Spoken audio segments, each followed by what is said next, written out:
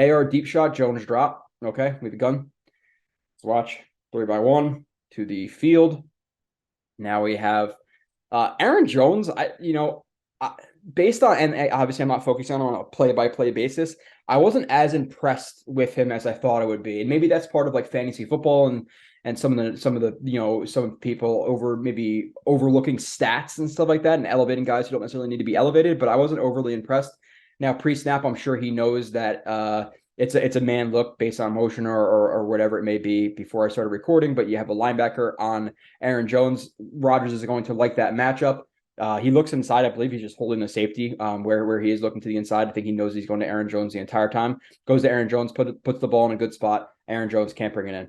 So drop back, hold the safety in the middle. And some people, I think some people assume that people are holding safeties too much. Where it's like, oh, he's he might be reading.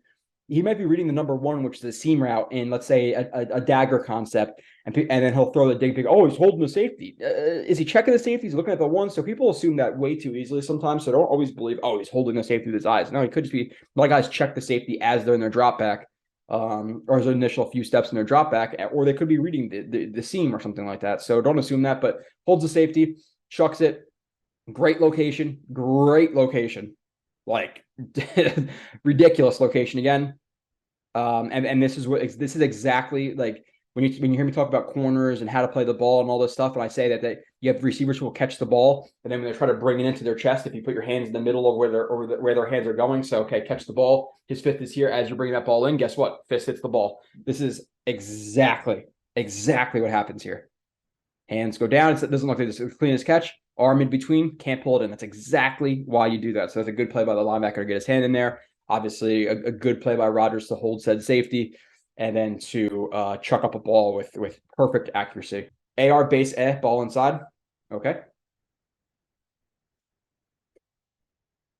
3-by-1. Is that Lazard? Oh no, it's not Lazard. That's was that MVS is 19 or St. Brown? I think St. Brown was 19, right? And 8. Yeah, I think 83 is MVS.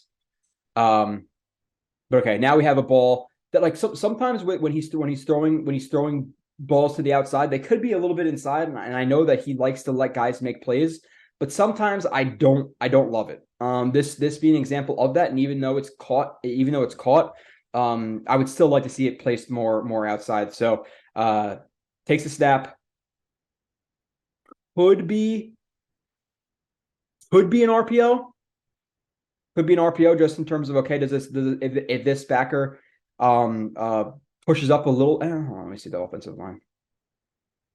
Yeah, it actually looks like an RPO. So I think he reads that backer. If that backer sits a little bit or presses up, he knows he's not going to have the slant or the slant underneath of the fade to the outside or the flag route and without.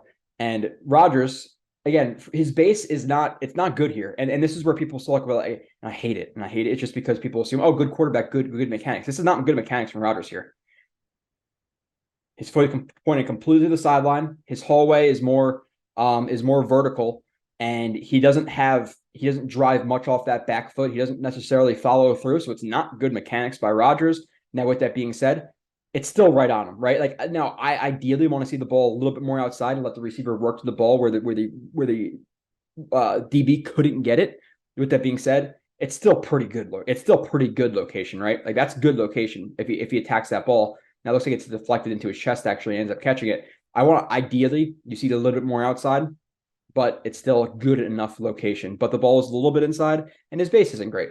So that's why it was recorded. But for the people who say, "Oh, his mechanics are great," you're lying, you don't know what you're watching, or you haven't watched, or most likely it's just you don't know what you're watching, to be honest. But AR underthrow base. Okay, so we have another play of criticizing the base a little bit from Rodgers. And listen, like just like with it doesn't really matter who it is. It could be Aaron Rodgers is the perfect example because he's an elite quarterback and probably has the best, the most talent of all time at quarterback. 99 throws out of 100 might be perfect, but that one throw that's bad might be because of that base. So it's not so bad, but you obviously we'll take note of it. So checks the left side with Devontae Adams. Doesn't like what he sees with Devontae Adams working into some traffic. Then he sees Lazard on the deep post, throws it to Lazard on the deep post, and underthrow. I could see him reading this and seeing why he wants to put a little bit less on this ball because of the safety of the top. So he doesn't want to lead him over the top. Now, ideally, you lead him over the top, but it's a little bit more outside. So this ball is, and again, it could just be because of that, and that was his idea to throw it a little bit, a little bit on a lower trajectory and a little bit shorter, and let him attack the ball. That could 100% be his idea. Now, could he have beat this? So whether it be the base and him not throwing it to where he wants to, or the idea, I'm not saying it's a bad idea because it's a catch, but if you were to lead him more to the outside away from this deeper safety, is it a catch and run for a potential touchdown or a much easier catch for Lazard? Yes, it is. Now, was that base or was that just his general idea? Either way, you want to see the throw leading him vertically. And in terms of the base, yeah. So we have that pop step. We could see that back foot doesn't really follow through. It kind of just hangs out there. So it's not the cleanest weight transfer in the world, but still, it's, listen, at the end of the day, he actually, did he catch that, Lazard? No, he didn't. It dropped. So he didn't catch it. That's my fault. And why? Again, if this ball were to be here, different story. Which ideally you want it there, right? It's an underthrow. It's an underthrow or just a decision that wasn't ideal. AR quick decision, tough. Okay. 3-by-1. Let's see. Yeah. So just a simple slant flat concept. And again, this could be a thing where it's like a pre-snap alert because you'd assume that 3-by-1 with two in the backfield, but 3 receiver side, typically that's going to be your read. But based on the defense, right? This is something where Rodgers can come to the line and see, okay, they're showing man here, at least off the jump, and this is going to be this corner is going to be occupied by or this receiver is going to be occupied by the corner. There's a safety there, Jamal Adams, who's going to be occupying or who's going to be covering Aaron Jones, but there's a lot of ground between them. So read the slant. The slant's not there. Hit the flat quickly because if you hit him quickly, guess what? He's going to have room to run. Yak, first down. Easy. Seems really easy. Quarterbacks do not execute it that well, and it's third down too. Why they're playing so far off on third down? Hey, I don't know if that's Jamal Adams, but I don't know if that's the coaches, but it's a good decision by Rodgers. Obviously, Rodgers has a guy coming to his, or is a guy who gets into his face, and he throws a sidearm to avoid the hand, takes the hit, still delivers it right on Aaron Jones' face, and boom, we're talking about a first down. But it's hell of a decision. Good job getting the ball there. Good arm angle to get around that defender, and good play. That's more pre-snap than post-snap. It's both, but AR drop, but okay. I don't know what that means, but let's see.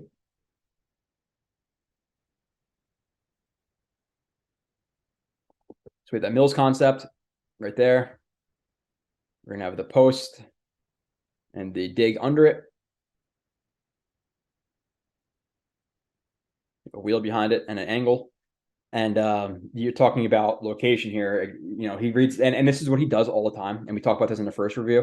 Even though this is his primary reads, right off the jump, by the way, DJ Reed, he will read he'll read Devontae. So I could see with the Jets being a lot of like 3-by-1, whatever it is, check Garrett real quick, see if he wins off the line of scrimmage, throw it to him, and then get to your primary, your concept. You can get receivers like Lazard, Corey Davis, McCall Hardman open with concepts and drawing stuff up well, where you could just put a guy like Garrett Wilson on an island and say, just win, and Rodgers can check that. So goes that first, doesn't like it. DJ Reed plays it well. Cool. DJ Reed plays most stuff well.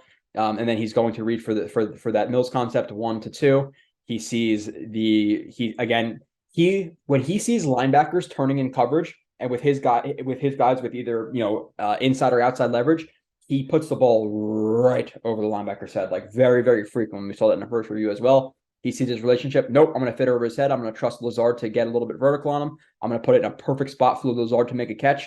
Ridiculous placement in front of that linebacker, but before that safety, because not only does he have to throw to the linebacker, he probably sees the safety, and he can't just float that to because let's say the different situation, the safety's not here, he could lead this vertically, but even more to back shoulder, but he can't do that because of the safety. So he has to really put some heat on that ball, but enough to get over that linebacker. Elite throw. It does not get better than that. It really does not in terms of placement. The confidence to throw that ball is absurd. That's an absurd throw. Look at that placement. Now Lazard can't track it. He tries to catch it with his forearms or in his chest. He completely misses the ball. I don't he barely touches the ball. Again, Lazard and even I like Lazard for what he is for a receiver 3, but his drops are very, very frustrating overall. Even the videos the Jets put up of him running out and catching the ball, he's double catching. His hands are wide. His hands are pretty terrible.